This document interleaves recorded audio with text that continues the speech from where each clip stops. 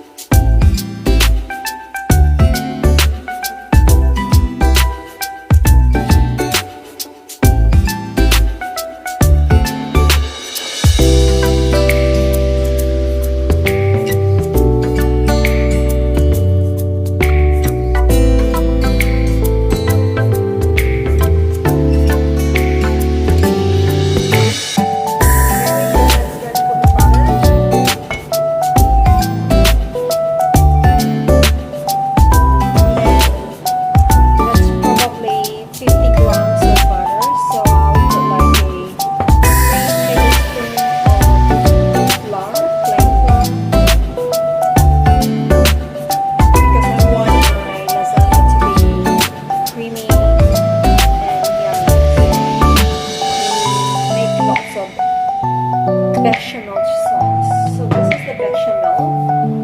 I just melt the butter with the flour together, so that we can make it like a creamy bechamel sauce. So let's go to the next steps, guys. This is already the texture when your butter and your flour it's been melted.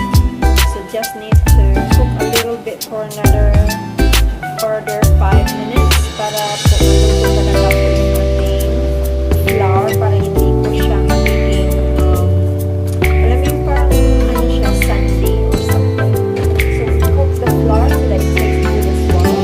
So then when pouring the milk, make it sure that you cook a little at a time. Huwag pong biglain kasi po mag-crumbly po siya. So yan lang po dahan-dahan lang po.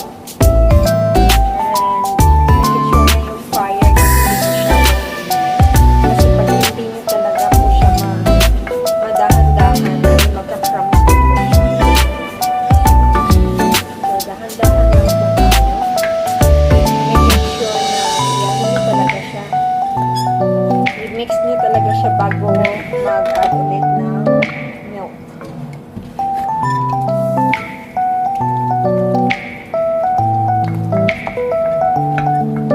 Para po makaproduce tayo ng napakagandang bechamel sauce.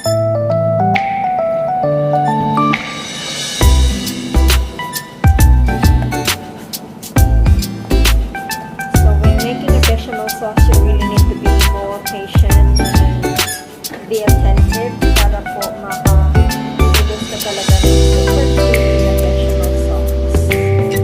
Just keep on watching, guys, and I'll show you every step of the way. Pero medyo mahirap yung trabaho mo, but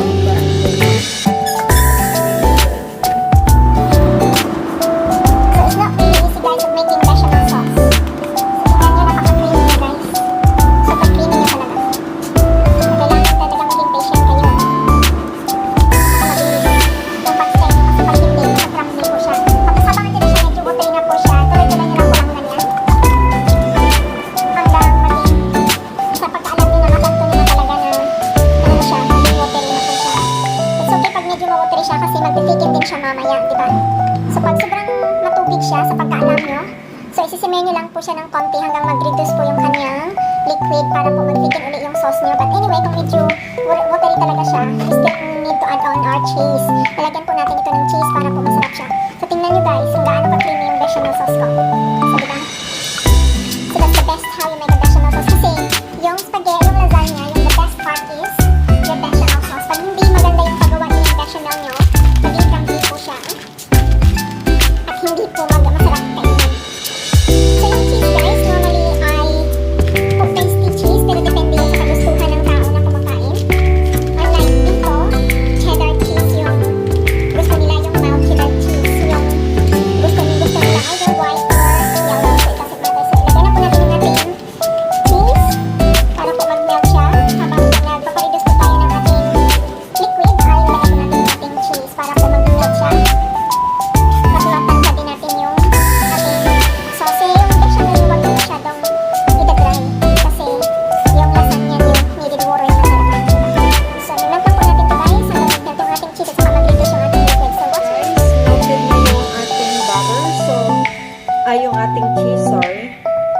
wag po talaga natin siyang iiwan. Wag po talaga natin siyang iiwan. Kailangan keep on stirring talaga siya. So, ayan na yung final touch ng ating bechamel sauce. Tingnan nyo guys kung gaano ka-creamy yung aking bechamel sauce. So, see you for my next step. So, here we go guys. First thing, sorry.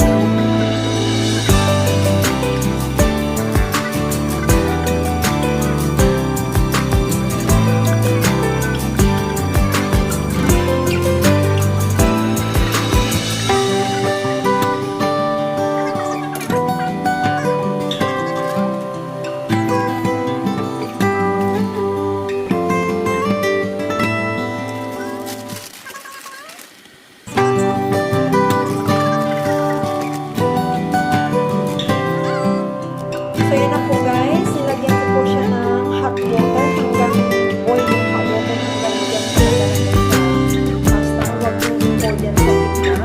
Kasi otherwise, masisira yung pasta niya.